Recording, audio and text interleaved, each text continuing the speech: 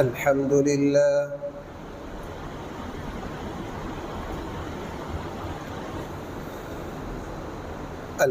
لله نحمده ونستعينه ونستغفره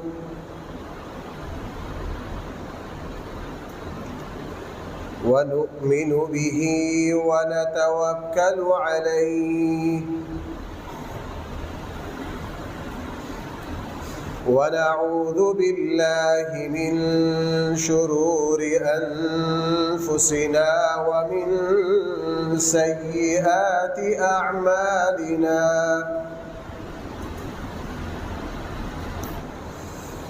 من يهده الله فلا مضل له ومن يضلله فلا هادي له ونشهد أن لا إله إلا الله وحده لا شريك له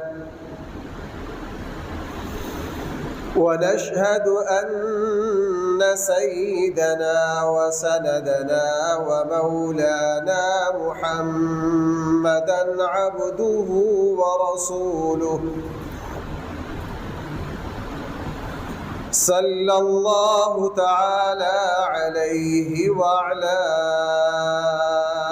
آله وأصحابه وبارك وسلم تسليما كثيرا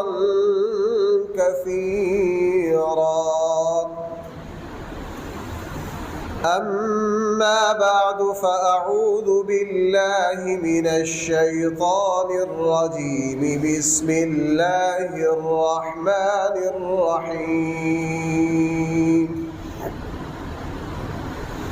ولكن الله حبب إليكم الإيمان وزينه في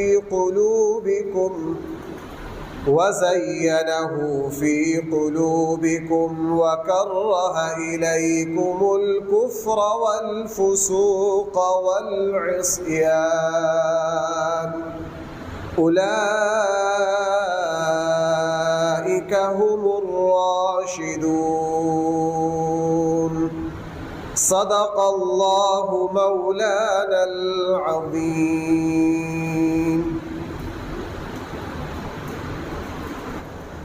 محترم سامعین کرام، ہمارا موضوع یہ چل رہا تھا کہ اسلام میں نبی کریم صلی اللہ علیہ وسلم کے صحابہ کا کیا مقام اور کیا مرتبہ ہے. آج کل اس زمانے میں اس موضوع کو بیان کرنے کی ضرورت دن بدن کیوں بڑھ رہی ہے؟ دو وجہ سے. ایک تو عام مسلمان اس بات سے بالکل غافل ہے،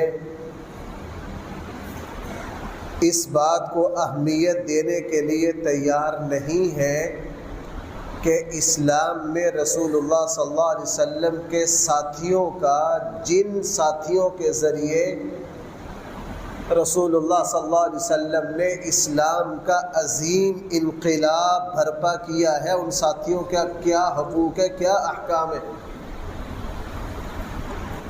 نمبر دو، ہمارے یہاں ایک فرقہ ایسا ہے اس کی تو بنیاد ہی رسول اللہ صلی اللہ علیہ وسلم کے صحابہ کی توہین ہے، اور اسی فرقہ کے پیسے پر ہمارے یہاں ایسے دانشور دن بدن پیدا کیے جا رہے ہیں جن کی زندگیوں کا مقصد رسول اللہ صلی اللہ علیہ وسلم کے صحابہ کو متنازع بنانا ہے، ان کا اعتماد ختم کرنا ہے. یہ مرزا جیلمی جیسے لوگ، ان کی زندگیوں کا مقصد صرف یہ ہے. اب صحابہ کرام اسلام میں کیا اہمیت رکھتے ہیں؟ اگر زیادہ کچھ نہ کہا جائے، صرف دو چھوٹے چھوٹے جملے جو 1400 سالوں سے ہر محدث، ہر فقیہ، ہر متکلم، اسلام کا درد رکھنے والا ہر عالم دین کہتا آ رہا ہے، وہ چھوٹے چھوٹے دو جملے کیا ہیں کہ ایک ہمارے اور رسول اللہ صلی اللہ علیہ وسلم کے درمیان جو سند ہے قرآن کریم کی اور حدیث رسول اللہ کی، بھائی وہ کون ہے؟ صحابہ کرام۔ وہ کون ہے؟ آپ سب حضرات جانتے ہیں کہ جس بات کی سند نہ ہو اس بات کا کوئی اعتبار۔ اب ہمارے پاس قرآن کریم ہے، رسول اللہ صلی اللہ علیہ وسلم سے سن کر کن لوگوں نے اس کو اپنے سینے میں محفوظ کیا، ہم تک منتقل کیا، اس کو کتابی شکل میں مرتب کیا، کن لوگوں نے رسول اللہ صلی اللہ علیہ وسلم کی نمازوں میں تلاوت سنی، کن لوگوں نے رمضان میں حضور علیہ السلام سے یہ قرآن سنا، کن لوگوں نے رسول اللہ صلی اللہ علیہ وسلم سے قرآن کریم کی تشریح سمجھی، سوالات کیے، ان کو محفوظ کیا اور امت تک پہنچایا۔ اب وہ لوگ ہی قرآن کی سند ہیں۔ میرے اور حضور علیہ السلام کے درمیان سے اگر ان لوگوں کو بھائی معتبر قرار نہ دیا جائے تو بھائی قرآن کریم بچتا ہے؟ بھائی توجہ کرنا، قرآن کریم پھر بچتا نہیں ہے۔ رسول اللہ صلی اللہ علیہ وسلم کی احادیث مجھ تک اور آپ تک پہنچی ہے، ہم سند پڑھتے ہیں، وہ ساری حدیثیں اللہ کے نبی سے کس نے سنی ہے؟ آپ نے سنی ہے، میں نے سنی ہے، کس نے سنی ہے؟ صحابہ اکرام نے۔ اگر وہ درمیان میں معتبر نہیں تو اللہ کے نبی کے سارے ارشادات ناقابل اعتماد ٹھہرتے ہیں یا نہیں؟ اسی لیے صحابہ اکرام سند اسلام ہے، صحابہ اکرام سند قرآن ہے، صحابہ اکرام سند حدیث ہے۔ ایک علمی سی بات آپ سے عرض کروں، جو علم حدیث کے طالب علم ہے وہ اس کو سمجھتے ہیں، ایک سند کتنی ہی اعلیٰ ہو اس میں صرف صحابی کا درجہ، صحابی کا واسطہ نہ ہو۔ حدیث بہت اعلیٰ ہے، اس کو نقل کر رہے ہیں حسن بصری، حدیث بہت اعلیٰ ہے، اس کو نقل کر رہے ہیں امام ابو حنیفہ، حدیث بہت اعلیٰ ہے، اس کو نقل کر رہے ہیں امام مالک، امام شافعی، امام احمد، یہ بڑے بڑے لوگ ہیں، لیکن ان کی بیان کردہ حدیث میں اللہ کے نبی تک جب نسبت کر رہے ہیں درمیان میں کون غائب ہے؟ تو تمام محدثین کہتے ہیں یہ حدیث مرفوع نہیں ہے، یہ مقطوع ہے، اس سے احکام نہیں نکل سکتے، اس سے احکام، اگرچہ آگے والی سند میں حسن بصری جیسے ثقہ لوگ کھڑے، لیکن واسطہ کس کا واسطہ حذف ہے؟ صحابی کا۔ اسی لیے صحابی رسول اللہ صلی اللہ علیہ وسلم کے صحابہ اگر ناقابل اعتماد ٹھہرا دیے جائیں، جیسا کہ بھائی آج کوشش ہو رہی ہے، تو پھر قرآن کریم بھی غیر معتبر، حضور کے ارشادات بھی، اس سے آگے بڑھ کے اللہ کے نبی نے جن ساتھیوں کے ساتھ مل کر بدر کا میدان بدر برپا کیا ہے وہ معتبر نہیں تو بدر بھی گیا، احد بھی گیا، ہجرت بھی گئی، مکہ فتح بھی گیا، پھر سارا اسلام گیا، اور اللہ کے نبی اس بات کو سمجھتے تھے۔ میں نے پچھلے درس میں عرض کیا تھا، پچھلے جمعے میں عرض کیا تھا کہ جس طرح رسول اللہ صلی اللہ علیہ وسلم کس کا انتخاب ہے بھائی؟ اللہ کے نبی جو خاتم المرسلین بنے ہیں وہ ہمارے ووٹوں سے الیکشن جیت کے بنے، یہ کس کا انتخاب ہے؟ اللہ کا۔ اور رسول اللہ صلی اللہ علیہ وسلم کی ازواج، اہل بیت، حضور کے ساتھی، یہ بھی کس کا انتخاب ہے؟ مسند احمد میں حضرت عبداللہ ابن مسعود کا ارشاد ہے اللہ تعالیٰ نے تمام انسانیت کے دلوں پر نظر ڈالی. سب سے اعلیٰ ترین دل جو ہے قلب، وہ قلب اللہ کو پسند آیا، وہ امام الانبیاء صلی اللہ علیہ وسلم کا تھا. اللہ تعالیٰ نے اس دل کو اپنے لیے پسند کر لیا اور اس قلب کو رسول اللہ صلی اللہ علیہ وسلم کی شکل میں ڈال دیا. فرمایا اس کے بعد ساری انسانیت کے دلوں پہ نظر ڈالی اللہ تعالیٰ نے. جو سب سے زیادہ اعلیٰ اور پاکیزہ دل پائے ان کو رسول اللہ صلی اللہ علیہ وسلم کے ساتھیوں کے لیے منتخب کر لیا. اس لیے قرآن کیا کہہ رہا ہے؟ میں آپ سے اکثر عرض کرتا ہوں، اور میں نے بڑے بڑے منکر صحابہ کے کتابیں پڑھی ہم نے. مرزا جیلمی جیسوں کے میں نے مکمل لیکچر سنے. وہ کیا کرتے؟ وہ قرآن کریم اور حدیث رسول اللہ کو بائی پاس کر کے گفتگو کرتے. بھائی دوبارہ غور کرو، یہ لوگ رسول اللہ صلی اللہ علیہ وسلم کے صحابہ پر جب بھی اعتراض کرتے ہیں کس کو بائی پاس کرتے ہیں؟ قرآن کریم کو. قرآن کریم سے نہیں پوچھتے حضور کے صحابہ کیا ہے، چونکہ قرآن کریم کی 35-40 آیات تو سیدھی سیدھی ہے. کتنی آیات؟ رسول اللہ صلی اللہ علیہ وسلم کی 70-80 احادیث کو جمع کریں پھر پوچھو. مثلا قرآن کیا کہہ رہا سورہ حجرات میں؟ صحابہ اکرام کے بارے میں کہہ رہا وَلَكِنَّ اللَّهَ حَبَّبَ إِلَيْكُمُ الْإِيمَانَ. یہ وہ لوگ ہیں اللہ تعالیٰ نے ان کے دلوں میں ایمان کو محبوب بنا دیا. وَزَيَّنَهُ، اللہ تعالیٰ نے ان کے دلوں میں ایمان کو خوبصورت بنا دیا. وَكَرَّهَ إِلَيْكُمُ الْكُفْرَ، اللہ تعالیٰ نے ان صحابہ کے دلوں میں کفر کی نفرت ڈال دی. وَالْفُسُوقَ وَالْعِصْيَانَ، اللہ تعالیٰ نے ان کے دلوں میں نافرمانی کی، گناہ کی نفرت ڈال دی. آگے قرآن کریم نے ارشاد فرمایا اولئک هم الراشدون، یہ سارے لوگ ہدایت یافتہ ہیں. بھائی کون کہہ رہا ہے؟ قرآن کریم کہہ رہا ہے محمد الرسول اللہ، محمد صلی اللہ علیہ وسلم اللہ کے رسول ہیں. والذین معه اشداء علی الکفار، محمد صلی اللہ علیہ وسلم کے صحابہ کافروں کے بارے میں بہت سخت ہیں. رحماء بینہم، آپس میں بہت رحم دل ہے. تراہم رکعا سجدا، آپ ان کو کبھی رکوع میں دیکھیں گے کبھی سجدوں میں دیکھیں گے. آپ ان کو کہاں دیکھیں گے؟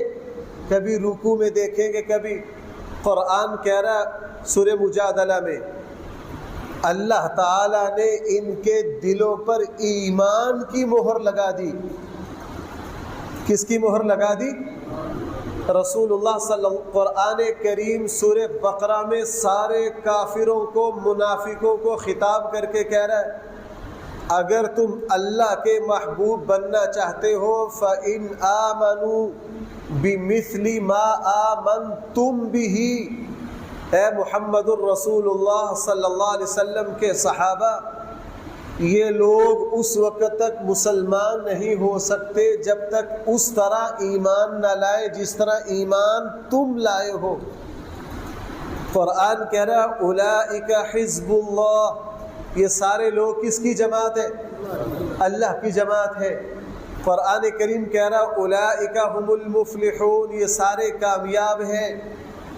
یہ سارے کیا ہیں؟ میں نے پچھلے جمعے میں عرض کیا تھا کہ صحابہ اکرام کی سیرت کو حضور علیہ السلام کی سیرت کا حصہ بنایا. جس طرح قرآن کریم میں حضور کے واقعات ہیں اسی طرح صحابہ اکرام بھی پورے قرآن میں موجود ہیں. ان کو کہا جاتا ہے رجال القرآن. بھائی صحابہ اکرام کو کیا کہا جاتا ہے؟ رجال القرآن۔ اب لوگ کہتے ہیں ان سے غلطیاں ہوئی ہیں۔ اصل میرا موضوع یہ تھا، یہ تو تمہید تھی، اور بھائی میں اللہ کا واسطہ دیتا ہوں آپ ذرا توجہ کرنا۔ بعض چیزوں کو حل کرنے میں میرا پورا ہفتہ لگتا ہے۔ لوگ کہتے ہیں انہوں نے آپس میں جنگیں کی ہیں، لوگ کہتے ہیں یہ آپس میں لڑ پڑے تھے، لوگ کہتے ہیں ان میں غلطیاں ہیں۔ معصوم صرف انبیاء کی جماعت ہے، صحابہ اکرام ہرگز معصوم۔ ان سے بھائی گناہ ہوئے کہ نہیں ہوئے؟ ان سے غلطیاں ہوئی۔ حضرت عبداللہ ابن عباس رضی اللہ عنہما نے فرمایا کہ اللہ کو پتا تھا کہ محمد الرسول اللہ صلی اللہ علیہ وسلم کے ساتھیوں سے غلطیاں اور گناہ ہوں گے، پھر بھی اللہ تعالی نے ان سے راضی ہونے کا اعلان کر دیا، ان کی غلطیوں کو معاف کر دیا۔ حضرت عبداللہ ابن عباس فرماتے تھے لوگوں پھر تم کون ہو جو ان کی غلطیوں پر پکڑ کر سکتے ہو جب اللہ معاف کر رہے؟ جب کون معاف کر رہا ہے؟ اللہ معاف کر رہے۔ آج لوگ یہی کہتے ہیں جی جنگ جمل ہوئی، جنگ صفین ہوئی، جی آپس میں لڑ پڑے، جی اختلافات ہو گئے۔ کیا ہو گئے؟ اختلاف۔ بھائی اللہ کو نہیں پتا تھا؟ بھائی بولو ذرا، اللہ نے کیوں پہلے ہی ان کو سند دے دی؟ رسول اللہ صلی اللہ علیہ وسلم کی زندگی میں بعض صحابہ کی غلطیاں آئیں اور بڑی بڑی غلطیاں آئیں۔ اللہ کے نبی نے کیا کہا؟ اس کی 2-4 مثالیں لے لو۔ رسول اللہ صلی اللہ علیہ وسلم تشریف فرما تھے، حضرت ابو بکر آئے اور اپنا تہبند یہاں تک کیے ہوئے تھے غصے سے، جس طرح بعض دیہاتیوں کو دیکھا نا وہ یوں اٹھا لیتے تھے تہبند۔ حضرت ابو بکر آ رہے ہیں، اپنا تہبند اٹھا رکھا ہے۔ صحیح بخاری کی روایت ہے، میں جتنی روایات پڑھ رہا ہوں سب بخاری اور مسلم کی ہے، سونے کی طرح کھری ہے، میں کوئی ضعیف حدیث آپ کے سامنے نہیں پڑھتا۔ صحیح بخاری میں ہے، کون آئے؟ سیدنا صدیق اکبر، اپنی چادر اوپر اٹھائی ہوئی ہے۔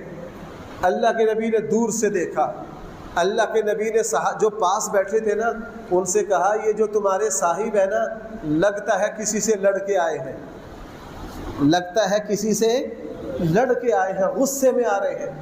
صدیق اکبر نے آ کے سلام کیا، آ کر بیٹھ گئے۔ چونکہ بچپن کے یار تھے، اللہ کے نبی چہرے سے سمجھتے تھے غصے میں آ رہے ہیں۔ جب صدیق اکبر آ کے بیٹھے، بیٹھ کے کہا اللہ کے حبیب میری عمر بن الخطاب سے کچھ تو تکرار ہو گیا،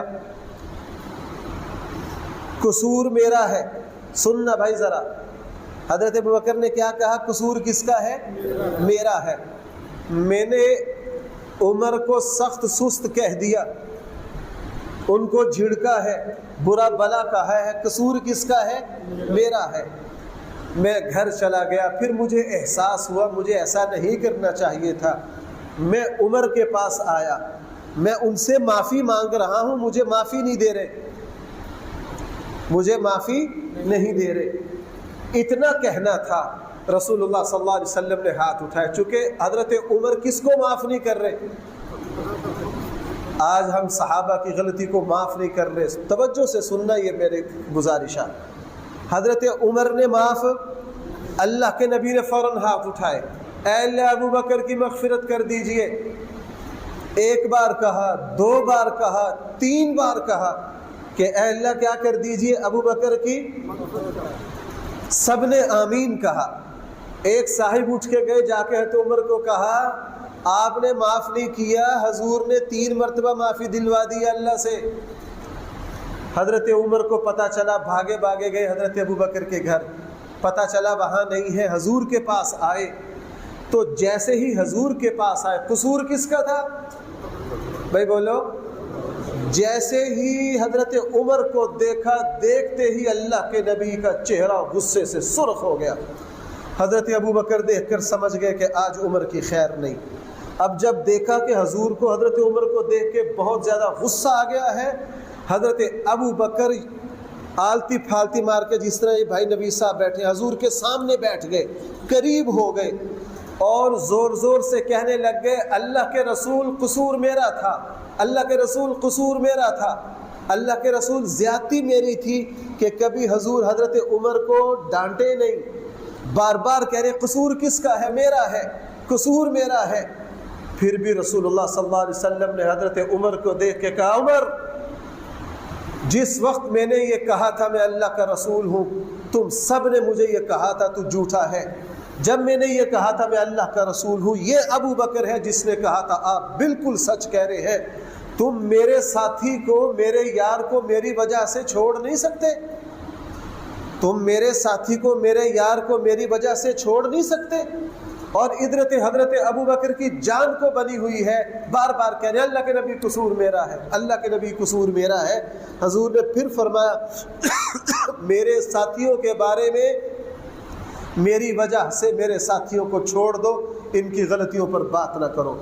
اور بھائی صحیح بخاری کی روایت ہے، اس حدیث کو اس زمانے میں کوئی نہیں بیان کرتا، شاید آپ بھی پہلی مرتبہ سن رہے ہوں، جو آپ میں سے صاحب علم بیٹھے ہیں میں ان کی معذرت کے ساتھ عرض کروں، عام لوگوں کی بات کر رہا ہوں۔ صحیح بخاری میں ہے رسول اللہ صلی اللہ علیہ وسلم نے فرمایا لوگوں میرے صحابہ کی خوبیوں کو لے لو، ان کی اچھائیوں کو لے لو، میرے صحابہ کی خامیوں کو میرے صحابہ کی غلطیوں کو نظر انداز کر دو، معاف کر دو۔ اللہ کے نبی نے فرمایا میرے صحابہ کی غلطیوں پر کبھی بھی نظر نہ ڈالو۔ جب بھی کسی صحابی سے غلطی ہوئی اللہ کے نبی نے کیا کہا، اس کی دو چار مثالیں لے لیجئے، میں تو 8 دنوں سے حیرت زدہ ہوں ان مثالوں میں۔ بعض دفعہ بعض واقعات 10 مرتبہ پڑے ہوتے ہیں لیکن ان سے ایک خاص چیز چھپی ہوتی ہے جو زندگی میں بار بار سامنے آتی ہے۔ مثلا حضرت ماعز اسلمی رضی اللہ عنہ سے زنا ہو گیا، صحیح بخاری مسلم میں ہے، اور وہ جرم ثابت بھی ہو گیا، اور آپ کو پتہ ہے ان کو سنسار کیا گیا۔ زنا ہوا، عدالتی طور پر ثابت ہو گیا، دنیا کی سب سے بڑی سپریم کورٹ امام الانبیاء صلی اللہ علیہ وسلم کی خدمت میں جرم کیا ہو گیا، اور ان کو سزا بھی ملی، اور ان کو پتھر مار کے کیا کیا گیا، سنسار کیا گیا۔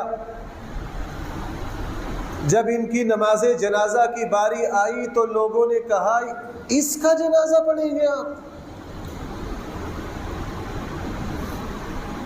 اللہ کے نبی نے فرمایا سارے صحابہ کو اکٹھا کر کے ہاں ہاں میں ماعز اسلمی پر نماز جنازہ پڑھوں گا۔ کون پڑھے گا؟ امام الانبیاء صلی اللہ علیہ وسلم۔ اور نماز جنازہ کے بعد فرمایا روایات میں 2 طرح، صحیح بخاری اور مسلم میں 2 الفاظ ہیں، ایک میں فرمایا کہ اس ماعز اسلمی نے ایسی توبہ کی ہے اس کی توبہ اگر میری امت پر تقسیم کر دی جائے میری ساری امت کی مغفرت ہو جائے، یہ الفاظ صحیح مسلم کے ہیں۔ اور دوسری صحیح حدیث میں ہے کہ اس کی توبہ مدینہ کے 70 بندوں پر اگر تقسیم کر دی جائے تو 70 کی 70 مغفرت ہو جائے۔ اب ماعز اسلمی سے گناہ ہوا، اللہ کے نبی نے کیا فرمایا؟ اور لے لو غزوہ احد کی بڑی تکلیف ہوتی ہے لوگوں کو، میں نے ہمارے یہاں بڑے بڑے دشمنان صحابہ کی تقریریں سنی ہیں، وہ کہتے ہیں جناب یہ سارے لوگ کافر ہیں، توبہ نعوذ باللہ۔ کیا کہتے ہیں؟ کیوں؟ یہ غزوہ احد سے بھاگ گئے تھے۔ اور بہت سارے دوستوں کو اشکال پیش آتا ہے کہ مجھے بھی یہ اشکال پیش آیا کہ اللہ کے نبی نے غزوہ احد میں 70 صحابہ کو درے پر کھڑا کیا اور ان سے کہا کچھ بھی ہو جائے تم پیچھے کا درہ، ان 70 صحابہ نے درہ چھوڑ دیا، غلطی ہو گئی، ان سے قصور ہو گیا، آپ آگے بڑھ کے یوں ہی کہہ لیجئے گناہ ہو گیا۔ بھائی کیا ہو گیا؟ لیکن میری اگلی باتوں پر غور کرنا، بہت بڑا حادثہ پیش آ گیا، 70 شہید ہو گئے، 70 زخمی ہو گئے، حضور کے چچا حضرت حمزہ شہید ہوئے، رسول اللہ صلی اللہ علیہ وسلم کے دندان مبارک شہید ہو گئے، آپ کا رخسار مبارک پھٹ گیا، خود اندر چلی گئی، اتنا گہرا زخم لگا کہ خون نہ رکے، اور پھر راکھ جلا کر اس راکھ کو بھر کے خون بند کیا گیا۔ لیکن میرے 2 سوال ہیں آپ سے، غزوہ احد کے اس حادثہ میں کے بعد اللہ کے نبی کا صرف ایک جملہ کوئی مائی کا لال دکھائے، اللہ کے نبی نے یہ کہا ہو کہ ان 17 نے یہ کیا کیا ہے، ان کی وجہ سے یہ حادثہ پیش آ گیا، اللہ کے نبی نے کسی پر تنقید کا ایک لفظ نہیں کہا۔ آپ آخری جملے پر غور کرو، اللہ کے نبی نے ان کے قصور پر کچھ کہا؟ بھائی بولتے نہیں۔ زخمی کون ہوئے؟ کس کا چچا شہید ہوا ہے؟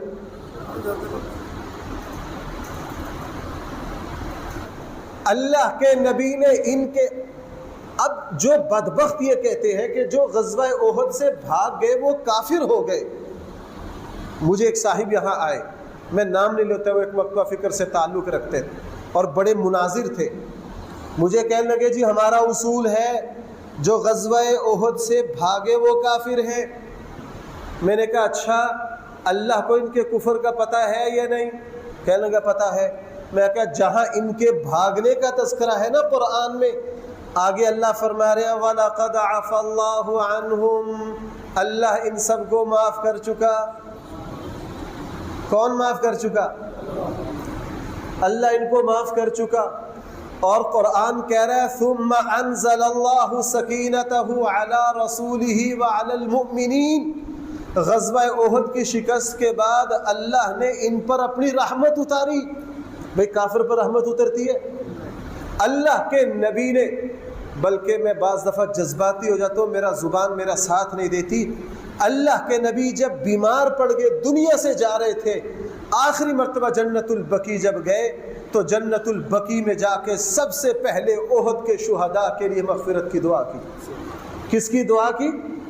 ہاں، ساری واقعہ احد کے بعد وفات تک ہر دعا میں اللہ کے نبی یہ کہتے رہے اے اللہ احد والوں کی مغفرت کر دے۔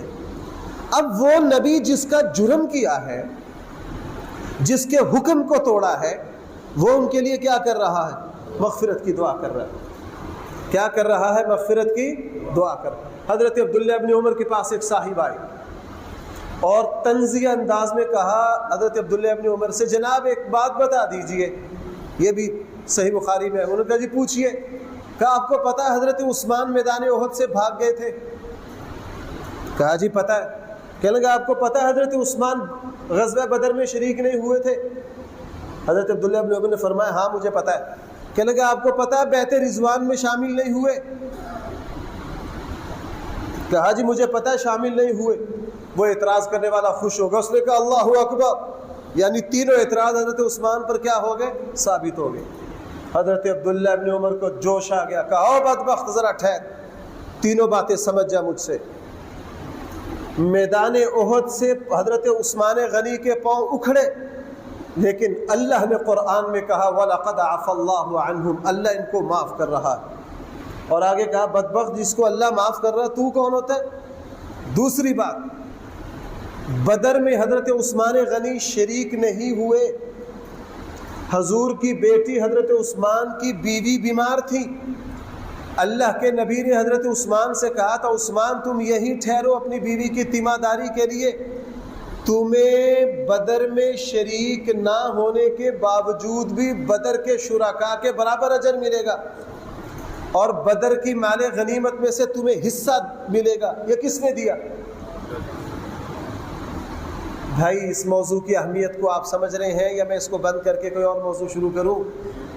آپ سمجھ رہے ہیں؟ کہا تو نے تیسرا اعتراض کیا کہ بیعت رضوان میں شامل نہیں ہوئے، بدبخت ادھر آ سن، وہ بھی بیعت رضوان میں مکہ والوں کے ساتھ مذاکرات کے لیے رسول اللہ صلی اللہ علیہ وسلم نے حضرت عثمان کو بھیجا تھا، اور یہ افواہ آ گئی تھی کہ مکہ والوں نے حضرت عثمان غنی کو شہید کر دیا، اور حضرت عثمان غنی مذاکرات کے لیے مکہ ہی میں ٹھہرے ہوئے تھے کہ پیچھے سے بیعت رضوان ہو گئی۔ اللہ کے نبی نے یوں ہاتھ بڑھایا، کون موت پر بیعت کرتا ہے؟ 1400 صحابہ نے بیعت کی۔ جب سب بیعت کر چکے تو حضور نے سب سے آخر میں فرمایا عثمان موجود نہیں ہے۔ اس وقت تک یہ اطلاع تھی کہ حضرت عثمان کو کیا کر دیا گیا ہے؟ شہید۔ عثمان موجود نہیں ہے، یہ میرا دایاں ہاتھ عثمان کا ہے، حضور نے اپنا دایاں ہاتھ بائیں ہاتھ پہ رکھ کر کہا یہ میرا دایاں ہاتھ عثمان کا ہے، میں عثمان کی طرف سے بیعت رضوان کرتا ہوں۔ اور بعد میں حضرت عثمان غنی جب اس بات کو بیان کرتے رو پڑتے اور یہ کہا کرتے تھے کہ اللہ کے نبی نے اپنا دایاں ہاتھ جو ہے وہ میرا وجود قرار دیا ہے۔ کیا قرار دیا ہے؟ میرا وجود قرار۔ ماعز اسلمی سے گناہ ہوا، اللہ کے نبی نے ان کو برا بھلا کہنا پسند نہیں کیا۔ حضرت عمر نے حضرت ابو بکر کے ساتھ جھگڑا کیا، قصور صدیق اکبر کا تھا۔ اللہ کے نبی نے کیا فرمایا میں نے آپ کے سامنے رکھا ہے۔ غزوہ احد میں صحابہ اکرام سے غلطی ہوگی، آگے بڑھ کے آپ گناہ کہہ لیجئے، لیکن اللہ کے نبی نے ان کے لیے مغفرت کی دعائیں کی۔ کیا کی مغفرت کی؟ حضرت حاتم بن ابی بلتا رضی اللہ عنہ مکہ فتح پر مکہ پر حملے کا ارادہ کر رہے ہیں۔ یہ واقعہ جس کا میں تذکرہ کر رہا ہوں 28ویں پارے میں اس کا ذکر ہے۔ سورہ ممتحنہ کے نازل ہونے کا سبب یہی بنے۔ حضرت حاتم بن ابی بلتا، اللہ کے نبی کا راز رکھنا بھائی مسلمان پر فرض ہے یا نہیں؟ بولو، اللہ کے نبی کے راز تو بہت اونچی بات ہے، آپس میں ایک دوسرے کا راز رکھنا ایک دوسرے پر فرض ہے یا نہیں؟ اب حضور کا راز کتنا بڑا راز ہوگا۔ اللہ کے نبی نے مکہ پر حملے کا ارادہ کیا اور اس کو راز رکھا، چند صحابہ کو پتا تھا۔ حضرت حاتم بن ابی بلتا بدری صحابی ہے، عظیم الشان صحابی ہے، ان کے بیوی بچے مکہ میں تھے۔ ان کو خیال آیا اللہ کے نبی نے اللہ نے اگر فتح کا فیصلہ کر لیا نا اپنے نبی کے ہاتھوں تو مکہ فتح ہونا ہی ہونا ہے، کوئی نہیں روک سکتا۔ میں مکہ والوں کو اس کی خبر کر کے تھوڑا سا اپنے بچوں کا تحفظ کر لوں۔ مکہ کی ایک مانگنے والی عورت مدینہ آئی ہوئی تھی اور اس کو تحریر لکھ دی کہ اللہ کے نبی تم پر حملے کا کیا کر رہے ہیں۔ بھائی یہ چھوٹا قصور ہے بڑا؟ بھائی بولو ہاں۔ اور مرزا جیلمی کے سننے والے نوجوانوں، تمہیں مزہ آتا ہے صحابہ اکرام کی خامیوں پر، اور خود امام الانبیاء سے تو پوچھ لو جو یہ کہہ رہے ہیں میرے صحابہ کی خامیوں کا تذکرہ صحیح بخاری میں، ان کے گناہوں کا تذکرہ نہ کرنا۔ اب کتنا بڑا بلنڈر ہو گیا حضرت حاتم بن ابی بلتا سے۔ عام مسلمان کا راز فرض ہے، کس کا راز فاش کر دیا؟ اور وہ خاتون چلی گئی، جبرائیل آئے، آ کے بتایا اللہ کے نبی حاتم بن ابی بلتا سے یہ غلطی ہو گئی ہے۔ حضور نے حضرت علی کو اور دوسرے صحابہ کو بھیجا، اس خاتون کو پکڑ کے لائے اور اس سے وہ تحریر چھین لی۔ وہ ان پڑھ لوگ تھے، وہ خاتون وہ تحریر پڑھ نہیں سکتی تھی۔ اب مدینہ میں عجیب کیفیت پیدا ہو گئی کہ اتنی بڑی غلطی حاتم بن ابی بلتا سے ہو گئی۔ اب جب سارے صحابہ کو جمع کیا، حاتم بن ابی بلتا کو بلایا، حضرت عمر جیسے شیر تو غصے میں آگے تلوار نکال لی۔ جب حاتم بن ابی بلتا آئے نا تو رسول اللہ صلی اللہ علیہ وسلم سے حضرت عمر نے کہا اللہ کے نبی مجھے اجازت دیجئے میں اس کا سر قلم کروں۔ اللہ کے نبی نے آگے سے پتہ کیا فرمایا؟ اور فرمایا عمر بیٹھ جاؤ، تمہیں نہیں پتہ یہ بدر کے شریکوں میں سے ہیں، اور میرا رب یہ کہہ چکا ہے کہ جو صحابہ بدر میں شریک ہوئے ہیں ان کے اگلے پچھلے سارے گناہ معاف، یہ کچھ بھی کر لے اللہ ان کو معاف کر رہا ہے۔ اللہ ان کو کیا کر رہا ہے؟ اللہ کے نبی نے حضرت عمر سے فرمایا حاتم بن ابی بلتا کو چھوڑ دو، اس کو کوئی کچھ نہیں کہہ سکتا۔ اب اتنا بڑا گناہ حاتم بن ابی بلتا سے ہوا، لیکن اللہ کے نبی نے فرمایا ان کو کیا کر دو، چھوڑ دو۔ چونکہ اللہ کے نبی سمجھتے تھے کہ میرا اللہ بھی ان کی غلطیوں کو معاف کر چکا ہے، میں بھی ان کی غلطیوں کو کیا کر چکا ہوں، معاف کر چکا ہوں۔ اس سے بڑی غلطی، بھائی سنتے ہو آپ میری بات، میرا مذاق نہیں سچ بات ہے، بعض دفعہ نا میری زبان میرا ساتھ نہیں دیتے، میں بے بس ہو جاتا ہوں۔ میں نے اتنی لمبی لسٹ بنائی ہے کہ صحابہ اکرام سے بڑے بڑے جرم ہوئے، جب لوگوں نے شکایت کی اللہ کے نبی ناراض ہو گئے۔ اللہ کے نبی نے فرمایا تم میرے صحابہ کے بارے میں زبان نہیں بند کر سکتے؟ اس سے بڑی غلطی عبداللہ ابن ابی نے تہمت لگائی حضرت عائشہ صدیقہ رضی اللہ عنہا پر، سورہ نور کا 2 رکوع اترے۔ بھائی ہر مسلمان کو پتہ ہے یا نہیں؟ آپ کو پتہ ہے عبداللہ ابن ابی بدبخت خبیث کے پروپیگنڈا میں 3 مخلص مسلمان بھی شریک ہو گئے اور تینوں عظیم الشان ہیں، نام لیتے ہوئے بندہ کانپ جاتا ہے۔ کون کون ہے؟ حضور کے شاعر اسلام حسان بن ثابت۔ بھائی کون؟ پروپیگنڈا کا شکار ہو گئے۔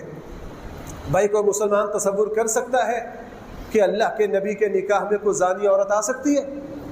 بھائی بولو ذرا، سوال ہی پیدا نہیں ہوتا۔ شاعر اسلام جس کو اللہ کے نبی منبر پر بٹھائے اور وہ اشعار پڑھے، حسان بن ثابت، وہ پروپیگنڈے کا شکار ہو گئے۔ انہوں نے کہا یہ واقعہ صحیح ہے۔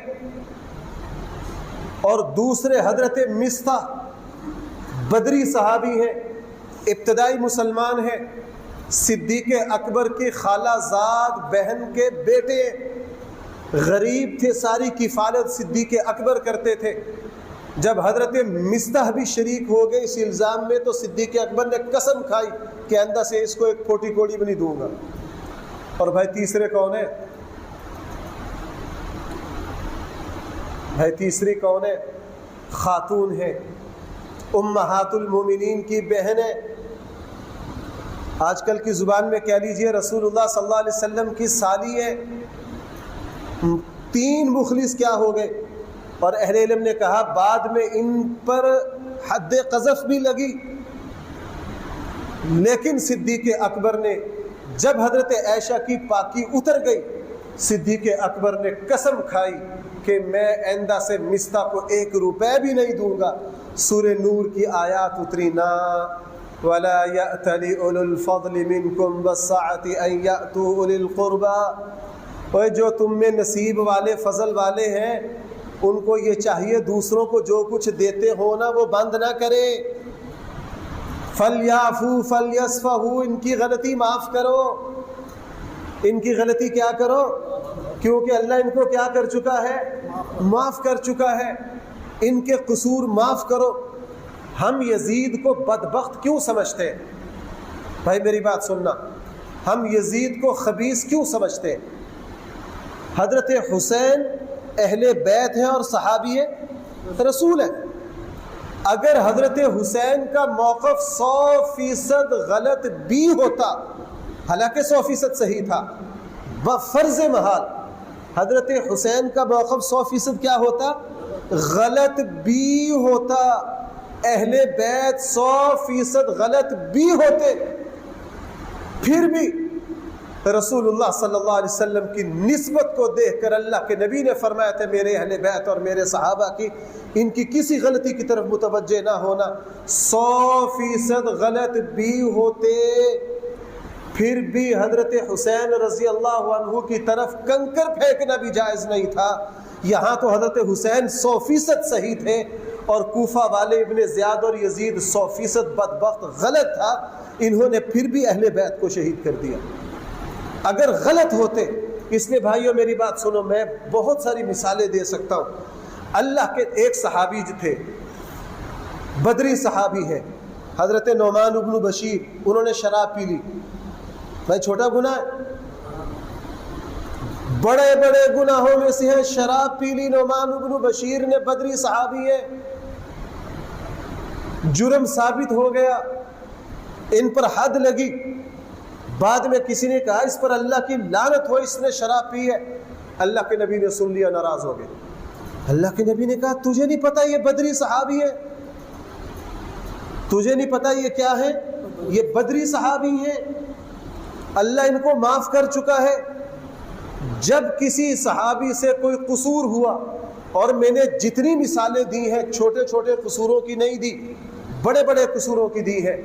خالد بن ولید اور عبد الرحمن بن عوف میں جھگڑا ہو گیا، یہ بھی صحیح مسلم میں ہے۔ کس میں جھگڑا ہوا؟ عبد الرحمن بن عوف خالد بن ولید میں۔ خالد بن ولید نے حضرت عبد الرحمن بن عوف کو برا بھلا کہا۔ رسول اللہ صلی اللہ علیہ وسلم کو پتہ چلا، اللہ کے نبی نے خالد بن ولید کو بلایا اور بلا کے ڈانٹا، اور آگے پتہ کیا کہا؟ میرے صحابہ کے بارے میں زبان نہ کھولا کرو۔ یہ صحابی کو کہہ رہے، کس کو کہہ رہے؟ خالد بن ولید سیف من سیوف اللہ، اللہ کی تلواروں میں سے ایک تلوار ہے۔ اللہ کے نبی خالد بن ولید سے ناراض ہو گئے، انہیں کہا تو نے عبد الرحمن بن عوف کو برا بھلا کہا ہے، تو نے عبد الرحمن بن عوف کو کیا کہا ہے؟ برا بھلا کہا ہے۔ اور فرمایا کہ میرے صحابہ کو برا بھلا نہ کہو۔ کیوں؟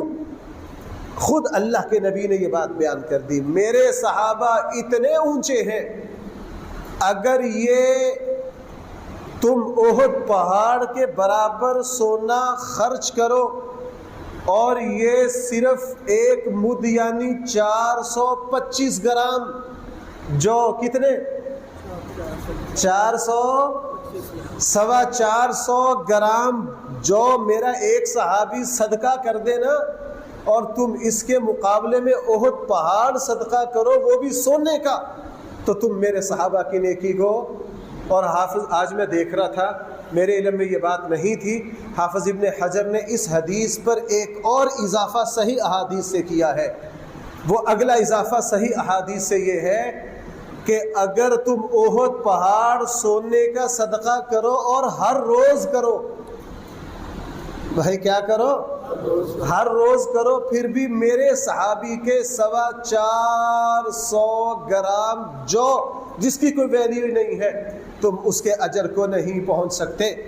اسی لیے حضرت عبداللہ ابن عباس ایک بات فرمایا کرتے تھے لوگوں، تمہاری ساری زندگی کی نیکیاں اس صحابی جس نے رسول اللہ صلی اللہ علیہ وسلم کی صحبت میں ایک لمحہ گزارا ہے، تمہاری ساری زندگی کی نیکیاں کسی صحابی کے اس ایک لمحہ کے برابر نہیں ہو سکتی جو کس کی صحبت میں گزارا ہے۔ اس لیے کہ یہ سند اسلام ہے، اللہ کے نبی کی دعوت کو انہوں نے پہنچایا ہے، یہ قرآن کی سند ہے، اسی لیے لوگ انہی پر اعتراض کرتے ہیں تاکہ سند اسلام مجروح ہو جائے، اسلام کی بنیاد مجروح ہو جائے۔ اللہ کے نبی، یہ بھی صحیح حدیث ہے، سن لیجئے، رسول اللہ صلی اللہ علیہ وسلم نے فرمایا لوگوں ایک زمانہ آئے گا، چونکہ اس وقت سارے صحابہ تھے، فرمایا لوگوں ایک زمانہ آئے گا کہ میرے صحابہ تھوڑے رہ جائیں گے۔ میرے صحابہ کتنے رہ جائیں گے؟ تم لوگ کسی شہر پر حملہ کرو گے، وہ شہر فتح نہیں ہوگا، تم لوگ تلاش کرو گے کہ کوئی ایسا شخص موجود ہے جس نے اللہ کے نبی کو دیکھا ہو، اس قافلے میں ایک صحابی موجود ہوگا، اور تم اس ایک صحابی کا واسطہ دے کر اللہ سے دعا کرو گے، اللہ تعالیٰ تمہارے اوپر اس شہر کو فتح کر دیں گے، تمہارے اوپر اس شہر کو کیا کر دیں گے؟ خود امام اعظم ابو حنیفہ رحمہ اللہ فرماتے، میں 10 سال کا تھا، میں اپنے ابا کے ساتھ حج پر گیا، میں نے بیت اللہ کے باہر دیکھا جمگٹا لگا ہوا ہے، بڑا رش ہے، اگلی بات سناٹا اتنا ہے، سب خاموش کھڑے۔ میں بڑا حیرت زدہ ہوا، اپنے ابا کے ساتھ، نعمان کے ساتھ میں گیا، میری عمر 10 سال کی، اتنا بڑا رش اور اتنا سناٹا۔ میں نے اپنے ابا سے پوچھا ابا جی یہاں کیا بات ہے؟ کہنے لگے کہ مجھے بتایا انہوں نے کہ رسول اللہ صلی اللہ علیہ وسلم کے صحابی حضرت انس بن مالک رضی اللہ عنہ حج پر آئے ہیں، اور حضرت انس آخری 7-8 صحابہ میں سے ہیں جو دنیا میں سب سے آخر میں فوت ہوئے۔ حضرت انس بن مالک ان 7-8 صحابہ میں سے ہیں جو دنیا میں سب سے آخر میں فوت ہوئے، اور امام اعظم ابو حنیفہ کی جو پیدائش ہے وہ بہت پہلے کی ہے۔ فرمایا میں 10 سال کا تھا، میں نے دیکھا کہ سناٹا ہے، اپنے ابا سے پوچھا یہاں بڑا سکوت ہے؟ انہوں نے کہا انس بن مالک صحابی رسول حج پر آئے ہیں، اور چونکہ گنے چنے صحابہ رہ گئے تھے، اور لوگ صحابہ اکرام کو کندھوں پر اٹھائے پھرتے تھے کہ یہ وہ آنکھیں ہیں۔ میں کسی جگہ عرض کر رہا تھا آخری صحابی بصرہ میں فوت ہوئے، کہاں فوت ہوئے؟ اور جس دن آخری صحابی بصرہ میں فوت ہوئے پورے عالم اسلام میں صف ماتم بچھ گئی کہ اب روئے زمین پر کوئی آنکھ باقی نہیں رہی جس آنکھ نے امام الانبیاء صلی اللہ علیہ وسلم کو دیکھا ہو۔ تو صحابہ اکرام کو اٹھائے پھرتے تھے۔ مجھے میرے ابا نے کہا انس بن مالک حج پر آئے ہیں، وہ بوڑھے ہیں، سارے لوگ ان کے پیچھے پیچھے پھر رہے ہیں ان کی زیارت کے لیے۔ کہنے لگے میں بچہ تھا، میں نے کیا کیا، میں ایک بندے کی ٹانگوں کی نیچے سے گھسڑ گیا جیسے بچے کرتے ہیں، نیچے نیچے ٹانگوں کے اندر و اندر وہاں پہنچ گیا۔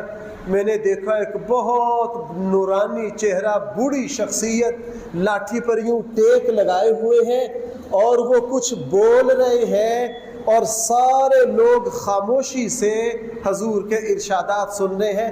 میں نے نیچے سے یوں دیکھا حضرت انس بن مالک کو، اسی لیے فرمایا مجھے یہ تو یاد نہیں رہا وہ کیا کہہ رہے ہیں۔